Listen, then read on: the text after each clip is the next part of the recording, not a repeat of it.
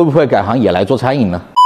如果你热爱汽车，想开修理厂或者改装店的朋友，一定要看过来。这是一条为你省100多个 W 的视频。这家武汉知名的改装店现在免费转让，你们没有听错，这里就是免费转让。里面除了这些商品库存之外，所见就你所得，除了租金之外，不需要你投额外的任何1分钱。那么现在我们来看一下这家改装店里面到底还有哪些东西。硬件这一块，3台举升机也是刚买的新的，包括拆屏设备巴特勒也算顶级，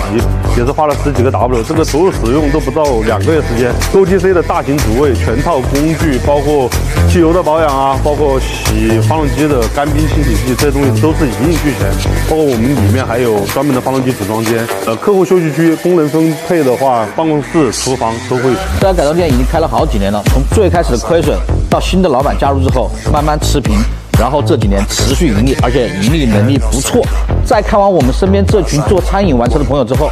发现这个跟餐饮比实在是差得太远了，所以老板今年有新的打算，所以这家店提供了一个免费转让的方案，帮助那些想从事汽车改装或者后市场的朋友创业，而且这种方式将是极低的风险，极少的投入。然后你们猜一下这家改装店的老板有什么新的打算呢？会不会改行也来做餐饮呢？